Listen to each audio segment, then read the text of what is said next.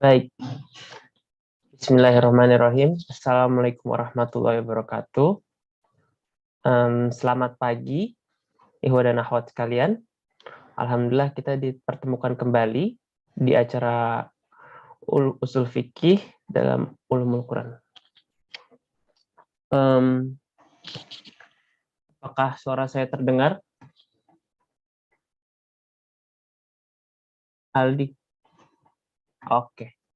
Terima kasih Mas Regi atas responsnya.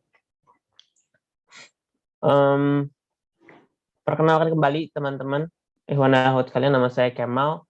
Di sini saya sebagai moderator dari program UFUK ini. UFUK ini adalah program kolaborasi antara Anamel dan Institut dan Udrus Sunnah.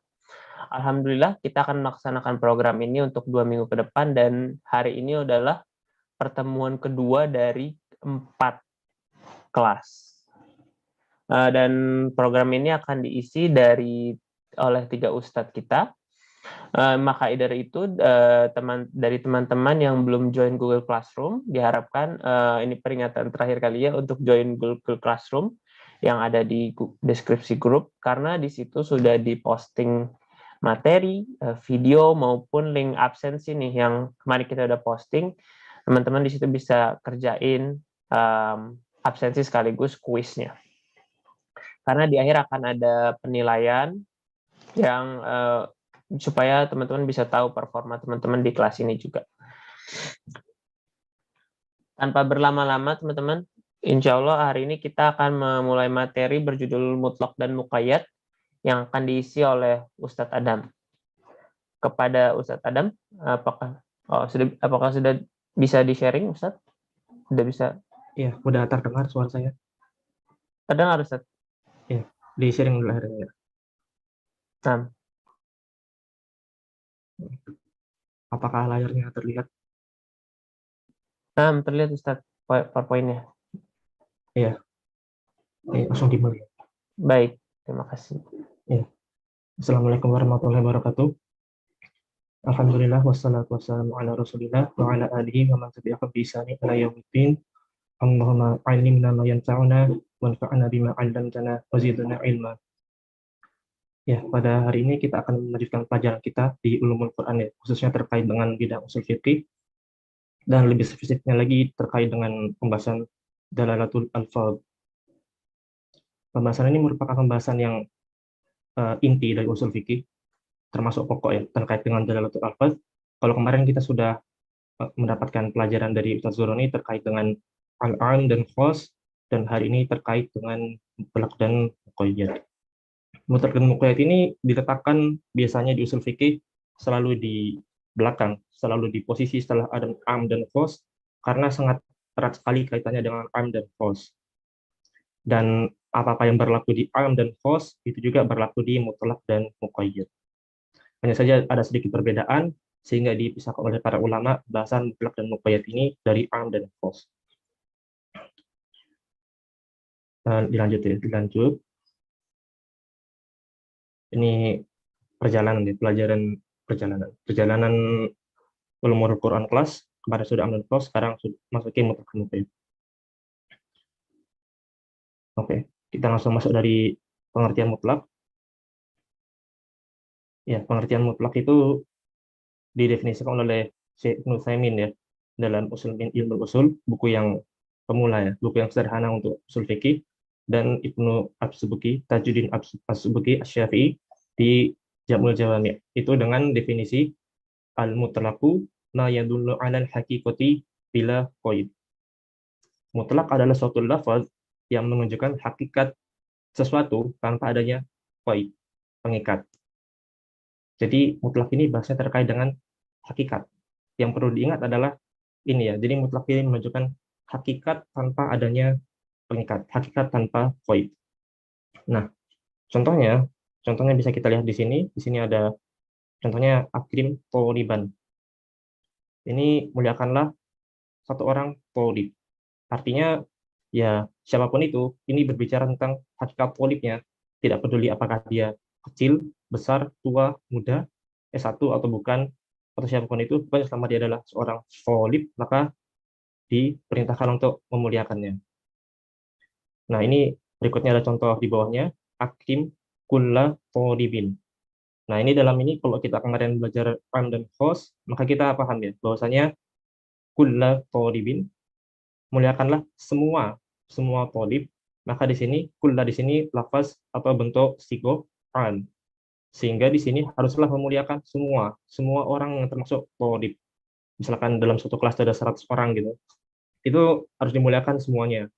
Kalau kita hanya memuliakan 99 orang, itu nggak cukup ya. Kita belum melaksanakan perintah memuliakan semua thalib ini. Nah, berikutnya, contoh berikutnya adalah fatahriru raqabatin yang qabli ayyatamasa. Di sini ada raqabah ya. Raqabah di sini mutlak ya, cuma di takkid berikutnya. Bebaskanlah seorang raqabah, seorang budak. Ya budaknya itu terserah gitu.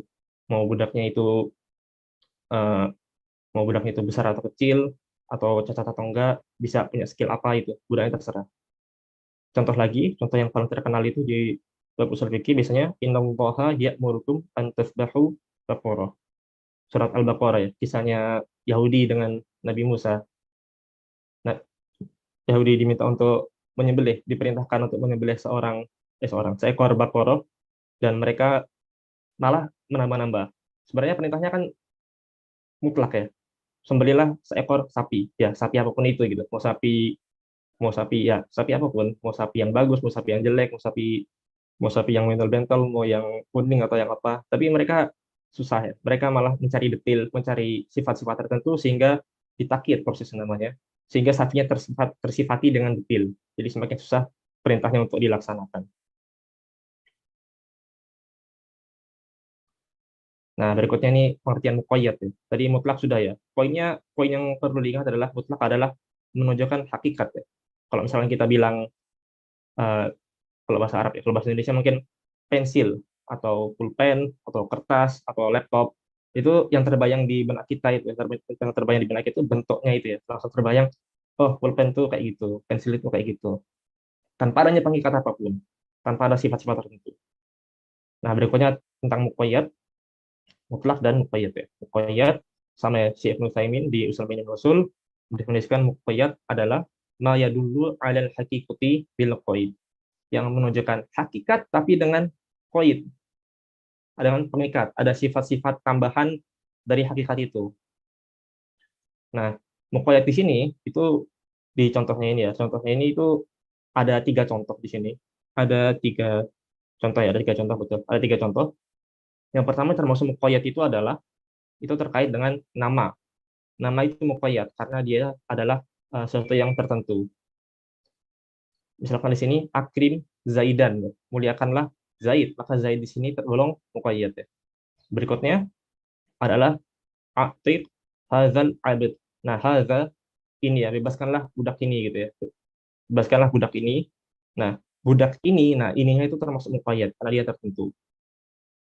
Contoh berikutnya lagi adalah fatahriru raqabatin mukminah. Bebaskanlah budak mukmin, budak mukmin. Budak itu tadi mutlak ya, fatahriru raqabah itu mutlak, dan budak ini harus harus mukminah. Budak ini disifati dengan keimanan. Fatahriru raqabatin mukminah. Ya, itu terkait dengan pengertian mutlak dan muqayyad. Nah, kalau yang kita lihat contoh yang ketiga ini, fatahriru raqabatin mukminah. Kalau di ayat yang sebelumnya kan fatahriru raqabah ya. Di sini fatahriru raqabatin mukminah. Nah, raqabah di sana tadi mutlak, di sini raqabah di sini muqayyad. Nah, proses mengikat, proses memberikan sifat tertentu kepada mutlak tadi itu, sifat keimanan mukminah, ini disebut dengan takyid, mengikat ya. Jadi ada 3 istilah, mutlak yang lafaz yang menunjukkan hakikat tanpa adanya qaid atau pengikat. Yang kedua adalah muqayyad, yaitu sesuatu yang terikat ya, menunjukkan hakikat tapi dengan ikatan tertentu. Dan yang ketiga adalah eh, takyid, itu proses mengikatnya itu sendiri. Takyid, mutlak, muqayyad, dan takyid. Ini secara definisi. Nah, berikutnya mungkin ada yang bertanya ya, atau ada yang bingung. Terus kalau gitu bedanya mutlak dan am ini apa gitu ya. Nah, di sini juga ini poin yang sering dijelaskan kalau di usul fikih ya, perbedaan mutlak dan am karena lumayan rancu sebetulnya. Tinjauannya ada tiga ya. Tinjauan ini saya sarikan dari darsnya Syekh Asy'ari ya. Jadi beliau jelaskan bahwasanya mutlak dan am itu ada tiga jenis. Ada tiga perbedaan. Tinjauannya ada tiga. Yang pertama dari bentuk lafaznya, as-sighah. As-sighah. Nah, kalau mutlak itu, sighahnya itu di sini biasanya dibawakan di bab ushul fikih dua ya, dua contoh, yaitu dua bentuk sighah, yaitu yang pertama fi'il amr dan yang kedua fi'il amr atau masdarnya ya. Ini penting ya, bisa bahasa Arab ya. Bisa seenggaknya harus belajar bahasa Arab supaya mudah ini. Fi'il amr atau masdar fi'il amr. Nah, yang kedua itu nakiroh di konteks isbat ya. Nakiroh di konteks isbat. Tentunya tanpa korinah ya. Kalau ada korinah yang menunjukkan dia am meskipun dia nakiroh, maka itu jatuhnya am. Nah, contohnya di sini ada dua pas ini ya, fatahriru rokobah gitu ya. Contoh yang tadi ya, ini contoh yang sangat terkenal sekali, fatahriru rokobah. Di sini terkumpul dua sigoh ini sekaligus. Yang pertama tahrir dan yang kedua rokobah. Nah, tahrir itu masuk ke sigoh yang pertama, masdar fi'il amr ya. Fatahriru, bebaskanlah. Ya, bebaskan aja. Mau dengan cara kita membebaskan budak kita atau kita mau beli kalau kerabat otomatis terbebaskan. Pokoknya bebaskan dengan cara apapun ya, membebaskan gitu. Dan yang kedua, rokobah gitu ya. Rokobah ini nakiroh di konteks isbat. Jadi ada dua contoh sigah mutlak dalam satu ayat ini gitu.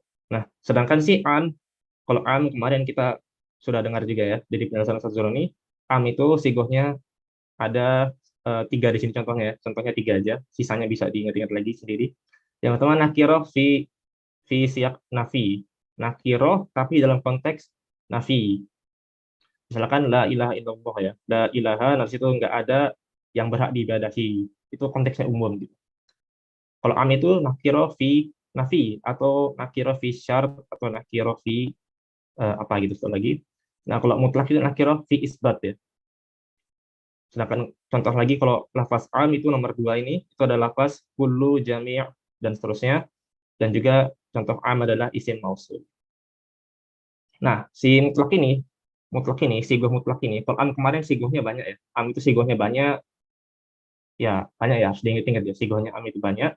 Termasuk sigoh am itu ini, nakiroh tapi dalam konteks penjelasan kenikmatan. Jadi itu tergolong am. Itu isbat tapi am jatuhnya.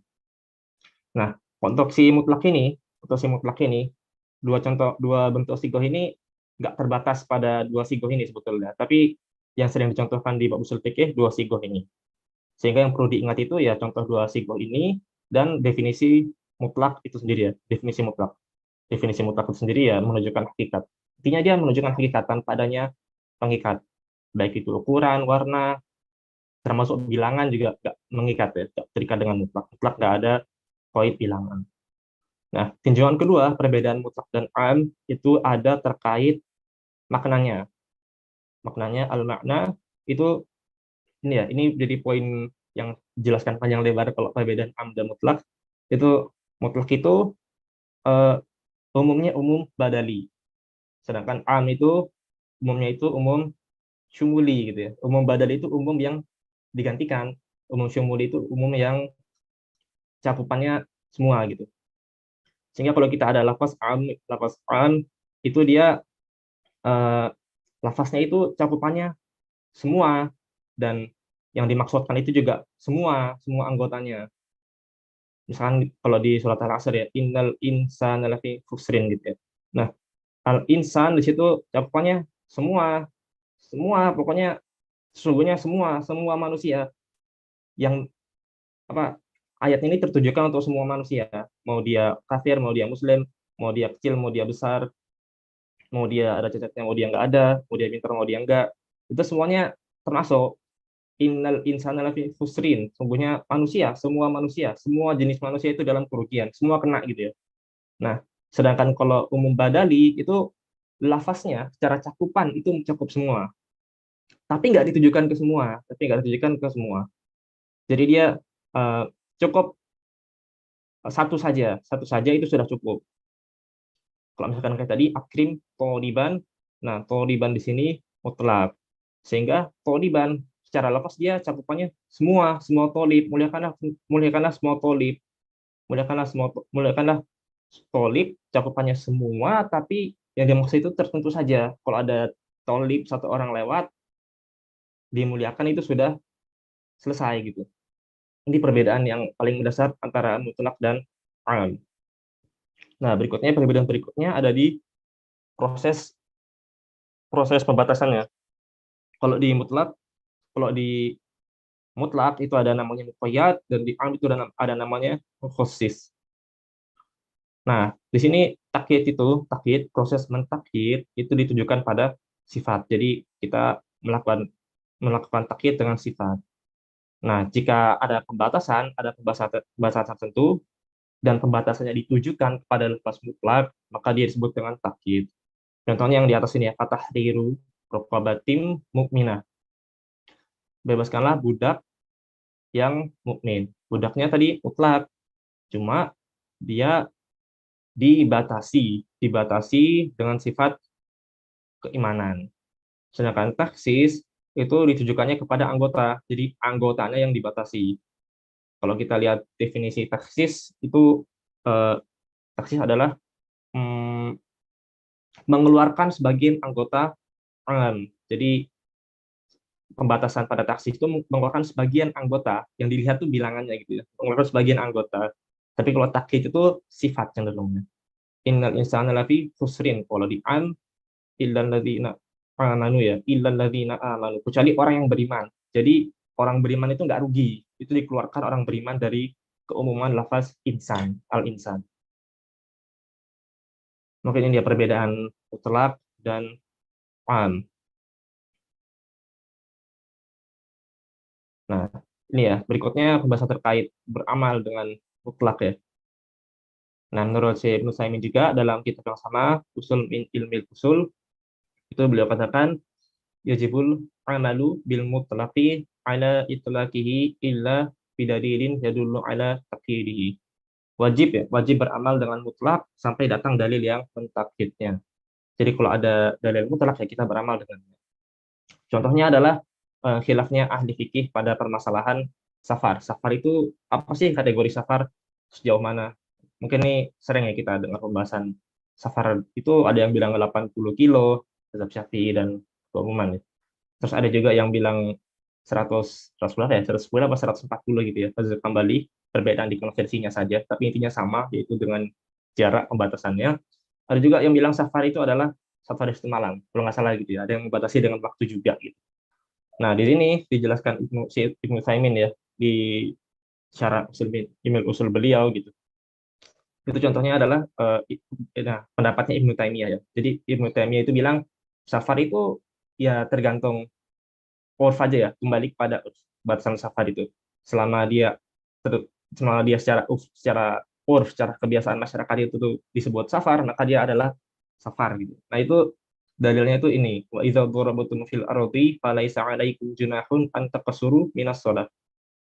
Jika kamu bepergian di muka bumi, maka nggak apa-apa kamu mengqashar sholat.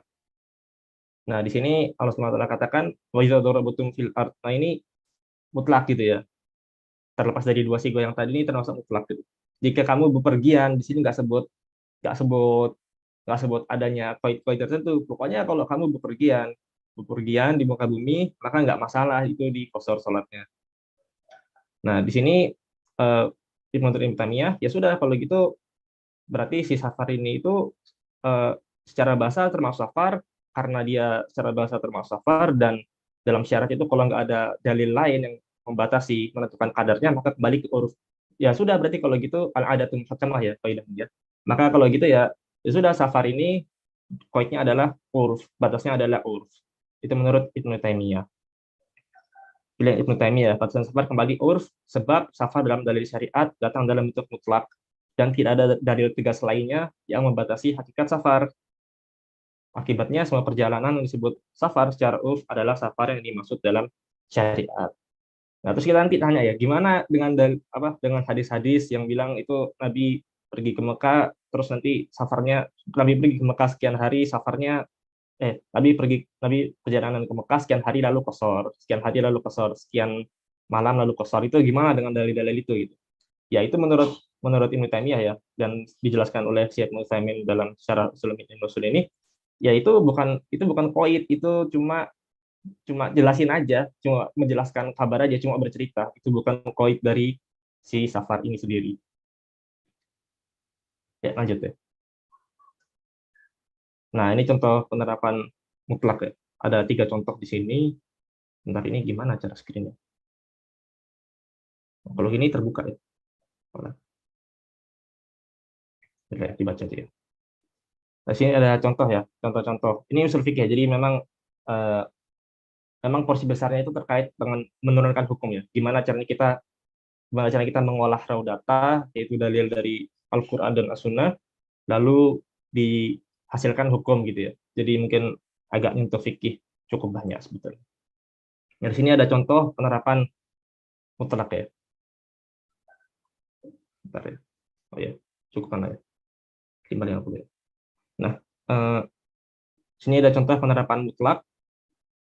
Contoh penerapan mutlak itu ya di sini ada an-nas ya, dalilnya apa, terus al-lafzul mutlak, yang mana lafaz yang tergolong mutlaknya, terus berikutnya ada sigohnya tergolong mana, dan lafaz ini menunjukkan apa gitu. Nah, contoh yang pertama itu ini ya, ayat di surat Al-Mudaththir ya. Wa thiyabaka fatahhir. Dan bajumu sucikanlah, bersihkanlah. Nah, ini lafaz mutlaknya ini tohir ya, fil amr ya, tohir, bersihkanlah. Nah, sigohnya bentuknya fil amr. Nah, terus sigoh ini menunjukkan apa sih? Wa thiyabaka fatahhir. Nah, kalau kita bahasa Indonesia, oh ya sudah ya. Kalau kita baca transliterasi, bersihkanlah bajumu. Ya, itu sudah dibersihkan. Nah, tapi kalau kita paham usul fikih di sini itu tohir di sini menunjukkan membersihkan dengan cara apapun ya, nggak mesti dengan air, nggak mesti dengan air, dan nggak terikat dengan bilangan tertentu. Mungkin kalau kita baca hadis itu ada apa, membersihkan darah haid itu dikasih air lalu digosok, atau kalau kita membersihkan apa, jilatan anjing ya, membersihkan bejana ya, habis bekas jilatan anjing itu 7 salah satunya dengan tanah. Itu kan terkait diikat dengan media air dan diikat dengan bilangan tertentu. Tapi kalau ayat ini saja ya, kita nggak bicara hadis, ayat ini saja itu menunjukkan ya pokoknya disucikanlah dengan cara apapun, mau pakai tanah, mau pakai air, mau ditiup, mau dikerik, dan juga nggak terikat dengan bilangan tertentu, mau 10 kali, mau 1 kali. Pokoknya kalau suci ya sudah gitu. Itu dalalah yang ditunjukkan apa? Itu makna yang ditunjukkan oleh tohir di sini, fil amr di sini. Nah, ini ayat ini juga sekaligus jadi ini ya, kalau di fikih itu pembahasan apa? Toharo ya, pembahasan toharo itu di sini jadi dalil bagi mazhab Hanafi sebetulnya. Jadi kalau di mazhab Hambali atau Syafi'i ya kalau nggak salah itu membersihkan najis itu harus dengan air, dan kalau jilatan anjing itu 7 kali, salah satunya dengan tanah. Itu ada terikat koid gitu. Tapi kalau di mazhab Hanafi enggak ya, mereka pokoknya bersih udah gitu. Dah. Nah, mereka dalilnya ini, pasti ya bakal fatohir, sucikanlah bajumu.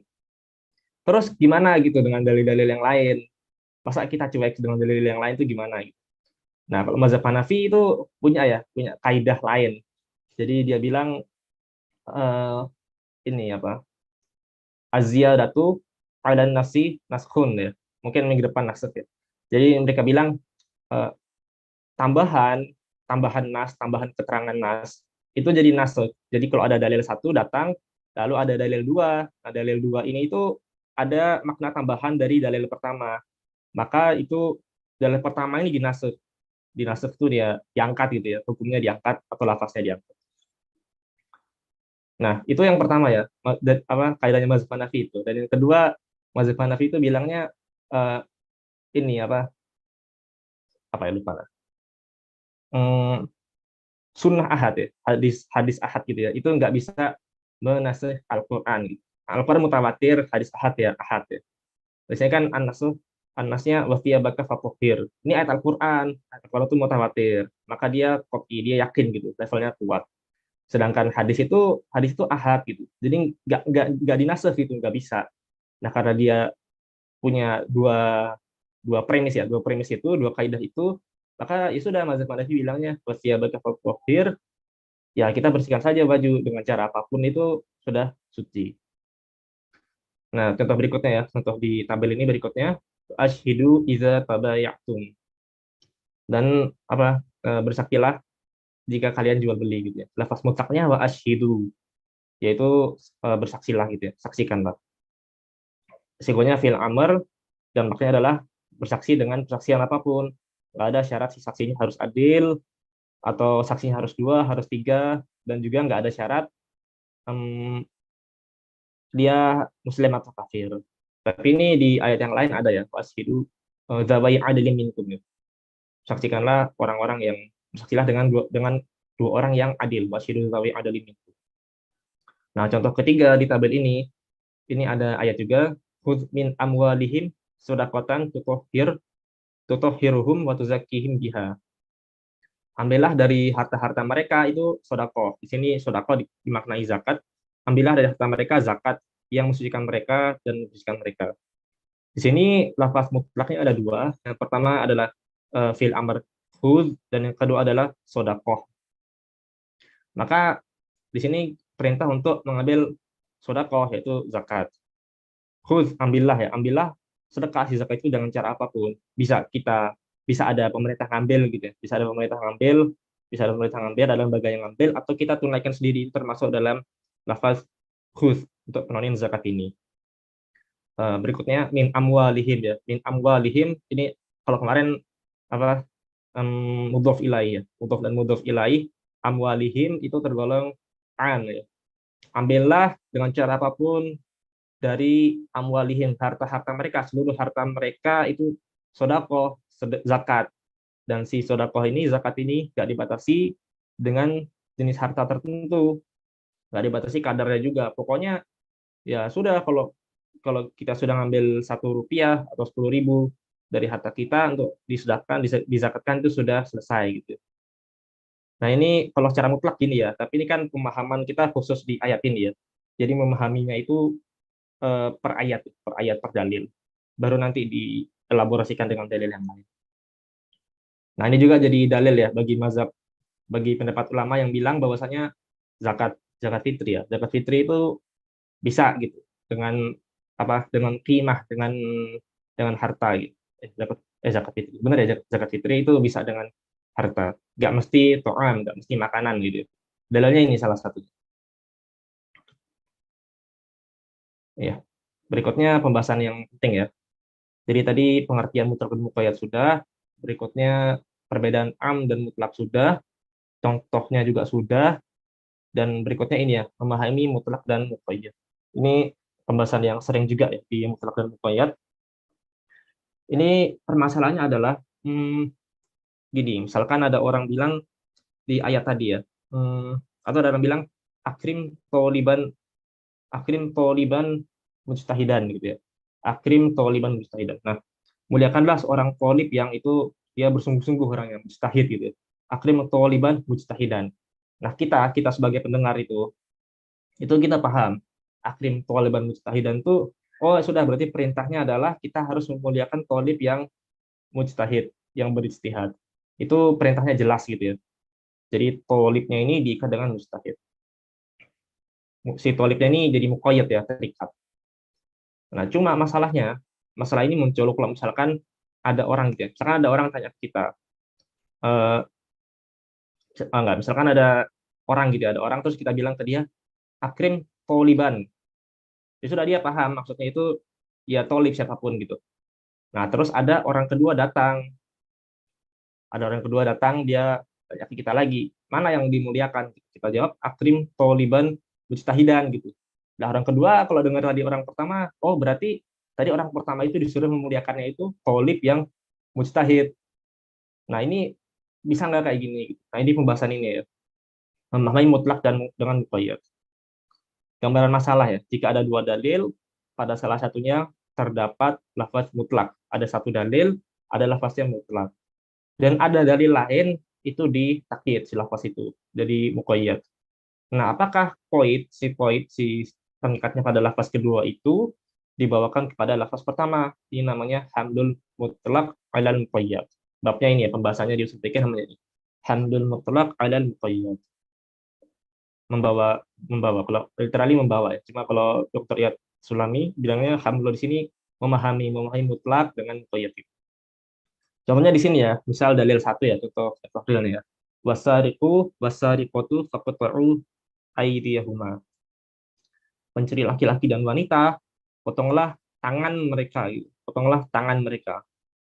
Nah, dalil duanya, faksiru wujuhakum wa aydiyakum ilal marafiq. Tang ayat nang wudhu ya. Cucilah tangan, cucilah wajah dan tangan hingga siku-siku. Nah, di ayat pertama ini itu perintah untuk memotong itu ya pokoknya potong aja tangan gitu. Nggak ada sampai mana jarinya, sampai jari, sampai jempol, sampai pergelangan, sampai siku apa sampai pundak itu nggak ada. Pokoknya potong tangan mereka gitu. Ya ini ya sebatas tangan yang dipahami secara bahasa sih sebenarnya sih. Nah, kalau di dalil kedua itu tangannya disebut tuh wa aydiyakum ilal marafiq. Basuh tangan tapi sampai siku dengan jelas disebut sampai siku. Nah, ini gambaran masalahnya apakah tangan pencuri itu dipotong sampai siku-siku. Nah, ini gambaran permasalahannya ya. Jika ada dua dalil yang terpisah bukan yang mutasil, bukan yang bersambung, itu dibawa nggak pemahaman qoyat ke mutlak. Nah, untuk pembahasan ini itu Dr. Amir Bahjat ya. Itu beliau ringkas dalam satu baris. Itu wal mutlaqah milhu 'alal muqayyadi inda ittifaqi hukmihil mu'tamadi. Mutlak dipahami dengan muqayyad. Kapan? Ketika hukumnya sama. Jadi tinjauannya ketika ada mutlak dan muqayyad, pembahasan mutlak dan muqayyad ini tinjauannya adalah hukum dan sebabnya. Tinjauannya adalah hukum dan sebab. Maka kalau kita ini ya kita kombinasi secara akal, secara akal kemungkinannya ada empat. Sebenarnya ada empat. Di sini disebutkan tiga. Sebenarnya kemungkinannya bisa banyak ya. Dengan segala detailnya kemungkinannya bisa lebih banyak. Ada yang menjelaskan tiga, ada yang menjelaskan empat, ada yang menjelaskan tujuh, 8. Tapi nanti akan kita jelaskan tiga. Cuma secara natural itu empat kemungkinan ya. Yaitu yang pertama, hukumnya sama dan sebabnya sama. Jadi ada dua dalil itu berbicara hukum yang sama, dan dua dalil yang itu berbicara dengan sebab yang sama. Maka dia dikaitkan. Nah, yang kedua, hukumnya sama, tapi sebabnya berbeda. Maka dia dikaitkan juga. Nah, yang ketiga, hukumnya berbeda, tapi sebabnya sama, maka dia nggak dikaitkan.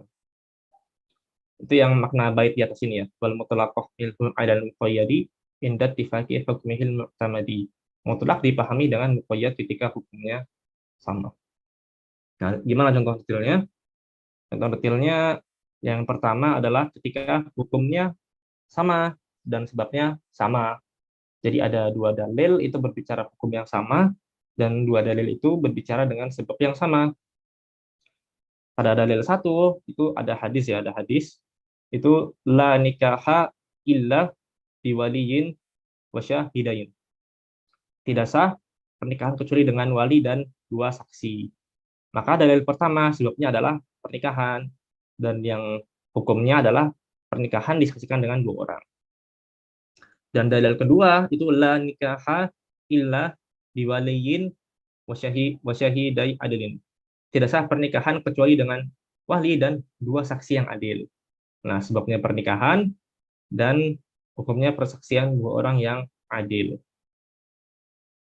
Gitu ya. Jadi kedua dalil ini itu berbicara sebab pernikahan, dan dua dalil ini berbicara tentang pernikahan itu harus disaksikan dua orang.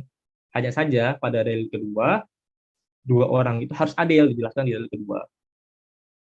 Nah, pada kasus yang ini, itu kesimpulannya adalah dua orang saksi pada dalil satu itu adalah harus orang yang adil. Karena pada dalil kedua, itu disifati dengan adil orangnya. Kemudian dua saksi pada dalil satu dibawa pada kekhususan ya, atau susah terjemahannya.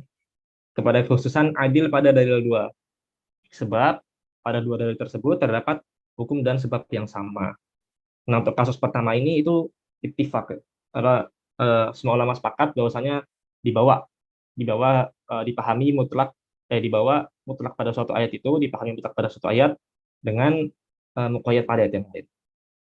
Sepakat ya. Nah, yang kedua, kondisi yang kedua, hukumnya sama tapi sebabnya beda. Fatahriru raqabah. Nah, di sini ulama hilaf sebetulnya. Cuma yang di mazhab Hambali itu hukumnya sama tapi sebabnya beda. Contohnya dalil 1 fatahriru raqabah saja. Dan yang kedua kemudian sebentar ya. Fatahriru raqabati mukminah. Ini bebaskanlah budak mukmin. Nah, kalau kita tahu ayatnya ya, yang pertama di Al-Mujadalah ya, bicara tentang zihar, yang kedua di surat An-Nisa kalau nggak salah, itu bicara tentang pembunuhan yang disengaja atau yang salah lupa. Nah, itu fatahriru raqabati mukminah. Kafaratnya zihar itu bebaskanlah seorang budak gitu doang. Nah, dalil yang kedua, pembunuhan itu kafaratnya itu harus membebaskan budak yang mukmin. Budaknya harus mukmin yang kedua. Nah, yang pertama sebabnya adalah zihar dan yang kedua sebabnya adalah pembunuhan. Tapi dua-duanya berbicara hukum yang sama, yaitu membebaskan budak. Maka dari sini kita pahami bahwasanya hukumnya sama, membebaskan budak. Dan sebabnya beda, yang satu zihar, satu pembunuhan. Maka dalam kasus ini, dalam kasus contoh yang ini itu budak pada dalil 1 itu harus orang beriman. Karena pada dalil 2 itu budaknya diikat dengan sifat keimanan. Bentar. Mana ya?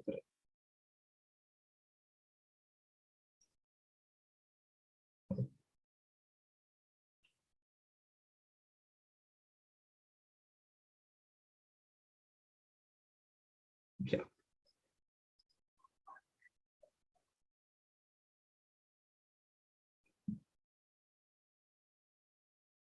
Ya. Terus kasus ketiga ya. Kasus ketiga itu hukumnya berbeda tapi sebabnya sama. Itu dalil yang pertama, ya ayat tentang tayamum. Falam tajidu ma'an fatayammamu sa'idan thayyiban famsahu biwujuhikum wa aydikum minhu. Ini campur terasanya campurnya. Jika tidak menemukan air, maka fatayammamu sa'idan thayyiban. Maka menujulah pada sa'idan thayyiban.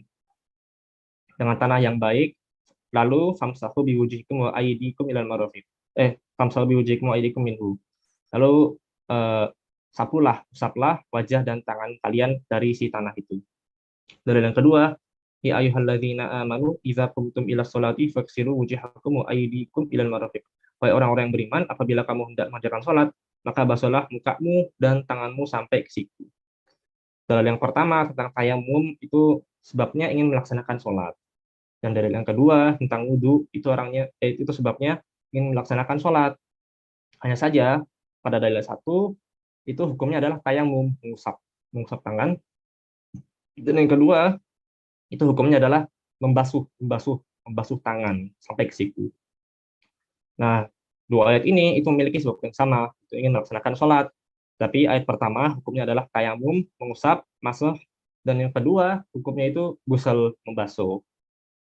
Nah, karena hukumnya berbeda, maka ayat pertama si tayamum itu mengusap tangan itu musapnya itu nggak sampai ke siku.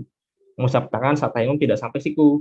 Kemutlakan pada dalil 1 tidak dibawa pada khususan sampai siku pada dalil 2. Karena hukumnya berbeda, meskipun sebabnya sama. Nah, ini 3 kondisi ya. Ini yang ketiga ini selanjutnya, yang ketiga ini hukumnya beda, sebabnya sama, itu nggak dibawa kalau di sini ya. Cuma kalau di mazhab Syafi'i dibawa. Sehingga ketika tayamum itu diusapnya sampai ke siku.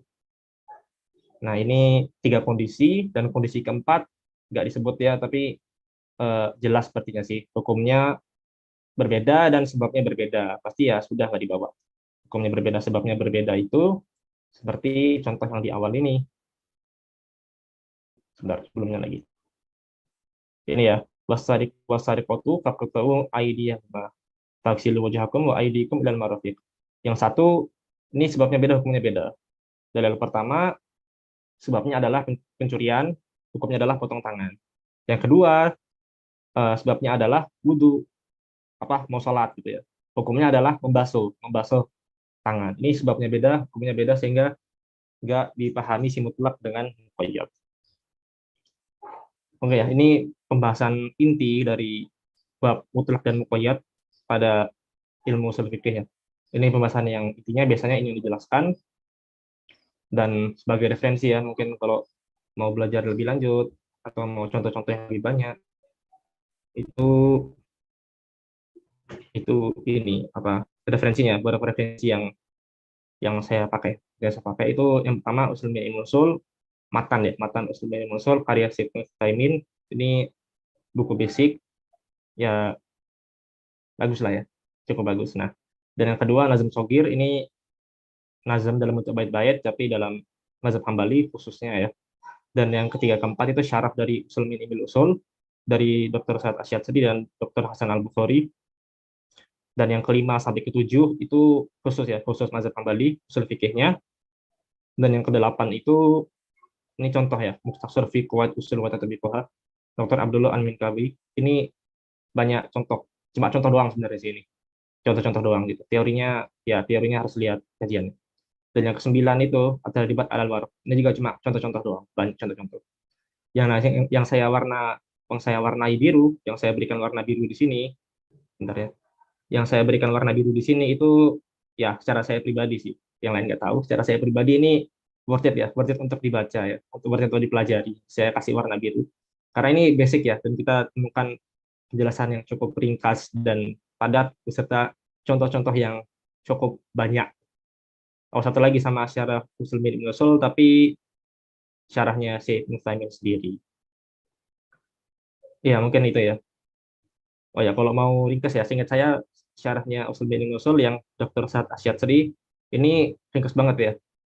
12 pertemuan kalau nggak salah. Jam kali 12 pertemuan itu sudah lumayan padat sekali untuk usul fikih. Itu worth it itu, lumayan. Apa ini? Waduh, ada pertanyaan. Susah ya namanya. Sebentar ya. Ini materi intinya sudah ya. Materi intinya sudah. Nanti kalau masih keburu mungkin ada sedikit pengayaan. Tapi coba kita lihat chatnya dulu. Harus. Ustaz, banyak sekali pertanyaannya. Ya, kalau susah saya skip ya. Nah, saya skip. Cari dulu. Pertanyaannya ya. Tambahkan contoh Qadariyah mutlak dan am pada tinjau mutlak.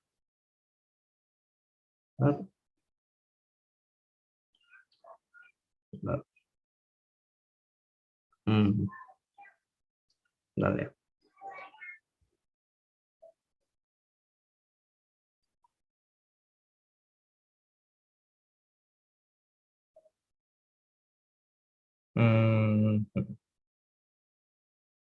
Yang pertama ya, contoh perbedaan mutlak dengan am pada tinjauan makna ya. Yang agak rumit di sini ya. Jadi sebenarnya yang perlu diperhatikan itu ya, yang perlu diperhatikan itu ketika membahas mutlak dan am itu ini fokus kita itu sebenarnya mutlak itu berbicara hakikat bukannya berbicaranya, dan si am itu fokusnya berbicara anggota. Makanya di sebagian definisi, itu ada ya, mana ya, At-Tufi itu bilang suatu lafaz al-lafzu indalla alal mahiyah min haitsu adalah alal mahiyah biqaid, tapi dengan qaid dengan qaid biqaid jami'il wihdah itu am. Jadi am itu fokusnya adalah anggota, semua anggota, fokusnya pada semua anggota, nggak terbatas pada bilangan tertentu. Dia berbicara hakikat, tapi dengan qaid itu harus semua anggota.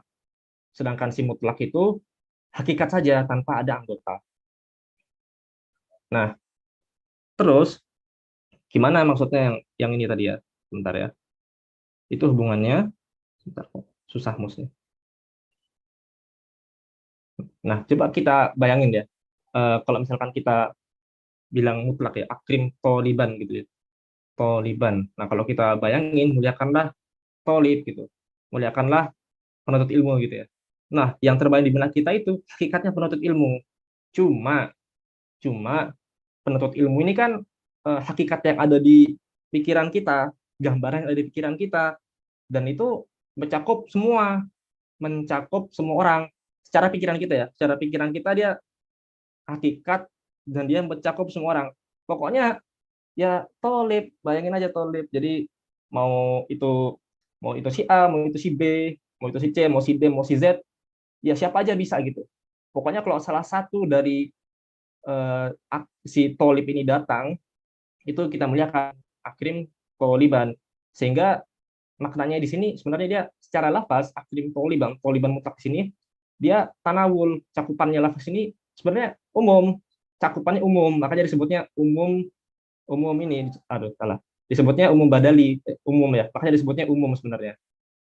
Si mutlak ini dia umum dari satu sisi, dari sisi tertentu, yaitu umum dari cakupan maknanya saja, dari cakupan lafaznya. Cakupan lafaznya ya, cakupan makna kali namanya ya.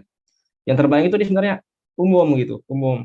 Tapi tapi cukup satu saja yang jadi representasi dari si semua itu gitu.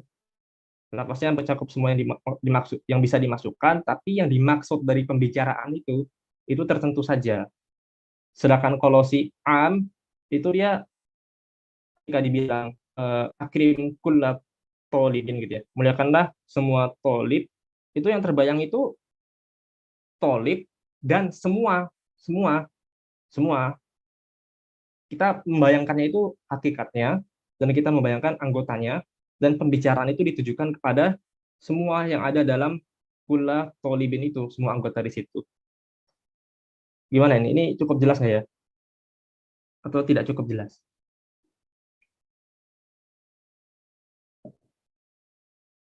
Gimana ini yang bertanya ini Ustaz Bastian Maulana? Apakah cukup jelas ya? Atau nggak cukup jelas juga?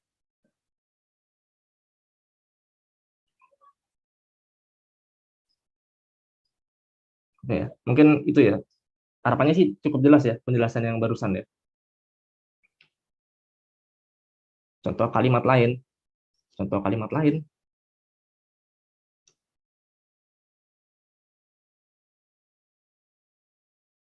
Hmm, ya kalimat mutlak dan am sih pada umumnya sih, apapun itu sih. Eh, nggak jauh dari situ contohnya ya.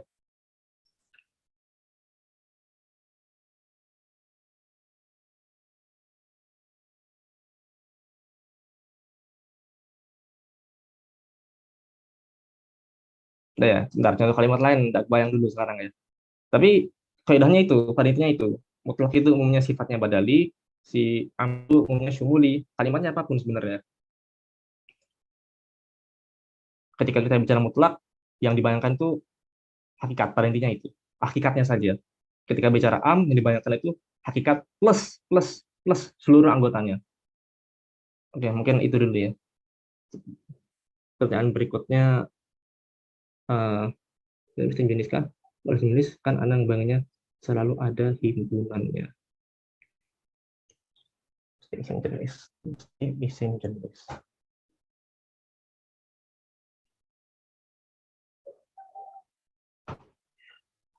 Enggak sih ya, enggak mesti. Mesti enggak ya? Seingat saya sih enggak mesti ya. Seingat saya enggak mesti isim jenis itu ya. Kita coba dicek dulu ya. Soalnya cari referensi mutlak buat ini sebenarnya kalau ini agak susah juga ya. Yang benar-benar detail gitu ya. Sigohnya pun sebenarnya nggak dibahas detail-detail banget. Makanya sebenarnya saya rasa cukup dengan penjelasan pertama kalau itu secara secara pembicaraan dia bicara hakikat itu adalah mutlak. Bentar ya, kita lanjut dulu. Di kamus satu kelas ada 20 orang. Kemudian kita mengatakan akrim kulab. Apakah termasuk mutlak? Berapa orang wajib dimuliakan? Nah, pertanyaan kedua ya, ini susah pertanyaannya ya. Saya juga lagi cari-cari apa ya, cari-cari pembahasan di sekitar sini, cuma pokoknya nggak memuaskan hasilnya gitu ya. Akrim tulab ya. Kalau pandangan saya, tapi pandangan saya kayaknya keliru juga gitu.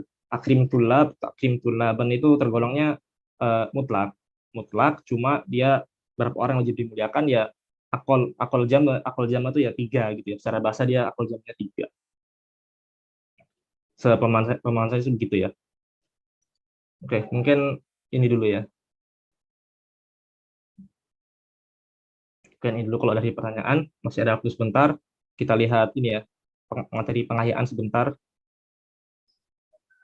Pengayaan. Nah ini ya, pengayaan ya. Jadi ini tambahan aja, materi tambahan yang sifatnya ya, tahu oke, nggak tahu juga nggak apa-apa, tapi tahu juga bagus. Gitu. Yang penting itu yang dijelaskan di awal, pembahasan yang pokoknya. Nah, pengayaan satu ya. Definisi lain mutlak ya. Nah, ini terkait dengan pertanyaan mungkin, cuma susah juga ya. Definisi lain mutlak ya. Jadi ulama usul itu punya dua versi. Ulama usul fikih terbagi dua dalam mendefinisikan mutlak. Yang pertama adalah definisi yang tadi disebut di awal, al-lafzu yadullu 'alal haqiqah bila qaid, lafaz yang menunjukkan hakikat tanpa qaid. Itu definisinya As-Subuki, Tajuddin As-Subuki, Jamul Jawami. Setelah itu si Ibnu Utsaimin ngikutin. Nah, tapi di sisi lain itu ada definisi lain dari para ulama. Yang pertama itu ini ya, al-mutlaqu ma tanawalu wahidan ghairu muayyan. Fadan labianihi tibari tapi kotin syamilatin di jinsi. Ini transliteritasinya susah. Tapi kira-kira gini, mutlak adalah suatu lafaz yang mencakup satu yang tidak spesifik. Di sini wahidan tulisannya, tapi kalau di syarahnya Syekh Ahmad Suailim ini bisa 2, 3 selama nggak am gitu katanya. Dan si bilangan tertentu, si wahid ini dia tibari hakikatin syamilatin di jinsi, dia merepresentasikan jenisnya. Makanya kita sebut rojulun gitu ya. Rojulun, kolamun, kitabun. Itu satu yang disebut, tapi nggak spesifik. Dia mewakili jenis kitab. Dia mewakili jenis kitab. Jenis itu sesuatu yang mustaqil kan, sesuatu yang berserikat dalam bayangan kita. Nah itu dia mewakili jenis kitab, mewakili jenis kolam. Nah definisi ini ada di At-Tufi atau di Ibnu Qudamah, Rawdatun Nazir, dan yang kedua ini juga definisi yang cukup sering ya, al-mutlaqu an-nakirah fi siyaqil isbat. Mutlak itu nakirah. Jadi mutlak itu nakirah gitu disebutnya. Definisi ini oleh Ibnul Hajib dan Al-Amidi. Mutlak adalah nakirah, lafaz nakirah dalam konteks positif. Nah, ini dua-duanya ini sebenarnya itu dekat ya, definisi yang cukup dekat. Intinya dua definisi ini itu bilang mutlak itu ya nakirah gitu. Mutlak itu nakirah. Kalau yang tadi kita jelaskan di pertama, mutlak itu bukan nakirah, mutlak itu hakikat gitu. Mutlak itu hakikat. Bedanya apa? Mutlak itu hakikat itu ya, mutlak itu hakikat. Bicara suarnya saja tanpa ada qaid. Nah, kalau kita bicara nakirah, itu yang terbayang itu suar bentuknya dan ada qaid ya, qaid natural. Saya bilang nggak tahu sebutnya apa. Qaid natural bilangan tertentu. Bilangan tertentu ini satu ya, disebutnya satu. An-nakirah satu gitu. Nah, ini ada efeknya nggak sih ke ini ya? Oh, sebentar. Ini akar masalahnya gimana sih akar masalahnya itu ketika kita bilang kolam, ketika bilang kitab, itu kita terbayang hakikatnya. Tapi di saat yang bersamaan kita terbayangnya, oh dia satu gitu, oh dia satu, oh dia satu. Nah, ini yang terbayang di benaknya Ibnul Hajib dan Al-Amidi. Makanya beliau berdua katakan al-mutlaqu an-nakiratu fi siyaqil isbat. Ya, ini efeknya gimana gitu ya? Efeknya ini ya, contoh yang dibawakan ya di Syarah Ghoyatul Syekh Ahmad As-Suailim itu beliau bawakan. Contohnya gini, misalkan ada laki-laki bilang ke istrinya, "In kana hamluki dzakaron fa anti tholiq." Jika hamilmu itu, kalau kamu hamil itu zakaron, laki-laki satu gitu ya, laki-laki zakaron satu, maka kau tertalak gitu. Nah, gimana kalau dia hamilnya dua laki-laki si istri ini? Kalau hamilnya dia perempuan, itu udah ya nggak termasuk ya, dia nggak tertalak. Tapi kalau dia hamilnya dua laki-laki gimana nih? Jika hamil dua laki-laki, maka menurut definisinya As-Subuki, yaitu mutlak itu lafaz yang menunjukkan hakikat saja, itu tetap tertalak meskipun dia dua laki-laki. Karena ya pokoknya Zakaroi dia laki-laki kan gitu. Tanpa ada bilangan dia tetap tertalak. Tapi kalau menurut tahrifnya Al-Amidi itu nggak tertalak karena hamilnya cuma satu bukan dua. Secara lafaz kan satu ya. in kana hamluka zakaron. Kalau in kana hamluki zakaron ya. Kalau hamilmu satu laki-laki, maka kamu tertalak. Nah, kalau dua berarti enggak tertalak. Itu menurut harusnya Al-Amidi. Nah, ini jelasannya gini ya kira-kira ya. Nah, berikutnya pengayaan kedua ya. Kayaknya masih keburu waktunya sedikit cepat ya. Haruskah beramal dengan mutlak? Kapan sih beramal dengan mutlak gitu ya? Ini am juga sama ya. Kapan sih beramal dengan am? Apa kita baca hadis atau ayat, oh ada am, ada mutlak, langsung kita gaspol amalkan gitu ya? Atau kita harus cari-cari muqayyadnya dulu, harus cari-cari taksisnya dulu atau gimana gitu. Ketika ada lafaz mutlak harus langsung diamalkan, atau harus melakukan pencarian muqayyad terlebih dahulu. Dan kalau misalnya kita cari, kita harus cari sampai kapan gitu. Nah, ini akar masalahnya itu dijelaskannya itu adalah apakah keberadaan si mukhasis atau muqayyid itu syarat untuk beramal atau bukan? Syarat ataukah mani gitu ya? Kalau misalkan mukhasis ini adalah syarat, maka dia harus terpenuhi dulu. Kalau nggak terpenuhi dia nggak bisa diamalkan. Kalau dia mani, maka dia harus nggak ada dulu, baru dia bisa beramal. Nah, di sini ada beberapa pendapat ulama. Yang pertama pendapatnya Al-Muwaffaq ya, Ibnu Qudamah dan Mardawi, ini mazhab Hambali ya. Kalau misalkan dia am, ya udah langsung beramal aja, itu mazhabnya Ibnu Qudamah. Dan yang kedua, pendapatnya Ibnu Najjar dalam Tasawwuf Tahrir, mazhab Hambali juga, itu kalau ada am itu wajib beramal langsung. Kalau kalau dia adalah seorang yang dengar dari Nabi SAW, yaitu para sahabat. Kalau bukan sahabat, kayak kita-kita gini, itu harus cari dulu mukhasisnya. Ini Ibnu Najjar gini ya pendapatnya. Nah, dan yang ketiga, Ibnu Taimiyah dan majoriti ulama usul, itu kalau ada lafaz mutlak atau am, itu wajib dicari dulu si mukhasis itu, karena dia adalah syarat beramal. Harus dipenuhi dulu syaratnya. Dan juga karena kebanyakan teks-teks syariat itu, teks-teks dalam syariat itu terkhususkan dan tertaklidkan. Sehingga kemungkinan besar ada gitu, kemungkinan besar ada mukhasisnya atau muqayyidnya. Tapi sampai kapan nyari? Sampai kapan nyari? Masalahnya kan itu ya. Sampai kapan nyari? Sampai mati nyari. Gimana? Dicari sampai kita menduga itu nggak ada mukhasisnya. Golabah zone. Ya golabah zone tentunya nggak mungkin kita yakin kan, susah kan. Golabah zone sampai kemungkinan kuat yang mendekati yakin bukan ragu, nggak ada lagi mukhasisnya. Sampai situ ya baru kita amalkan. Nah berikutnya ini cakupan lafaz mutlak pada isbat dan nafi. Ini cepat kan? Nah ini pembahasan unik ya. Nemunya di Ghoyatul Usul sama di Majmu' kalau nggak salah.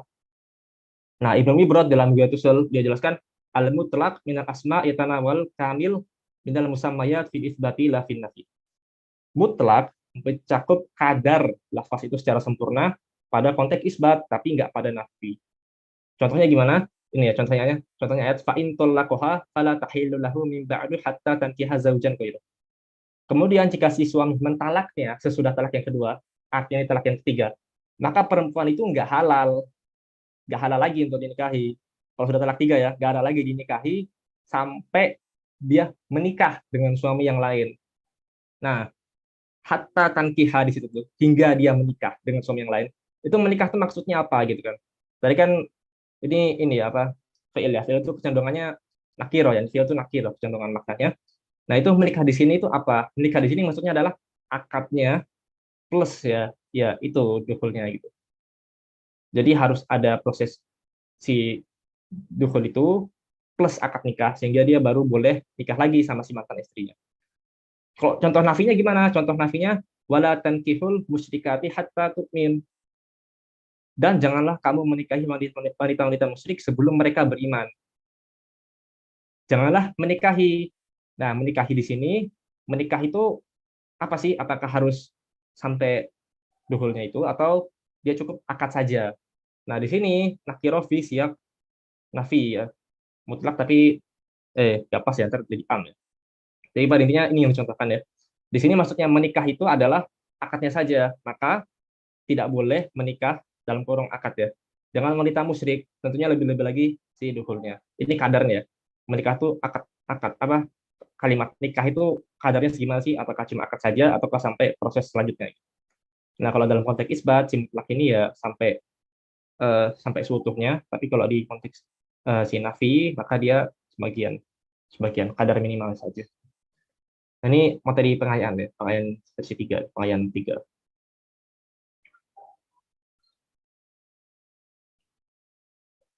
Tadi dijelaskan salah satu lafaz mutlak adalah amar.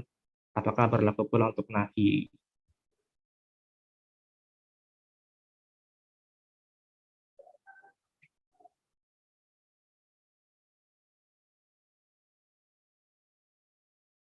Berlaku ya, berlaku juga untuk nahi. Mungkin contohnya nanti lihat cari dulu ya. Tapi berlaku untuk nahi. Ya mungkin udah 6.30 juga ya. Materi juga sudah selesai. Ya coba minta tolong dikembalikan ke moderator dulu. Nah, terima kasih banyak Ustadz Adam atas materinya. Alhamdulillah teman-teman kita hari ini bisa belajar banyak banget ya. Dan bahkan sampai dibahas pengayaannya, sampai disarankan tadi ada kelas juga. Dan langsung dijelaskan nih dalil-dalilnya nih dan cara penarikannya. Terima kasih juga untuk Ustadz dan Ustazah sekalian yang bertanya, dan pertanyaannya juga nggak ini ya, sulit juga. Jadi nanti mungkin kalau ingin dilanjutkan bisa dilanjutkan di Google Classroom atau di WhatsApp begitu. Untuk terakhir, bagi teman-teman diimbau untuk jangan lupa mengisi presensi yang kemarin, dan insya Allah hari ini juga akan ada presensi juga. Jadi jangan sampai lupa untuk mengisinya. Dengan begitu, Ana bisa tutup ya Ustadz ya? Iya. Oke. Kami dari nama kita bersama-sama ucapkan alhamdulillahirabbil alamin, dan kita tutup dengan doa kafaratul majlis. Subhanakallahumma wa bihamdika asyhadu an la ilaha illa anta astaghfiruka wa atubu ilaik. Assalamualaikum warahmatullahi wabarakatuh. Teman-teman, sampai bertemu minggu depan.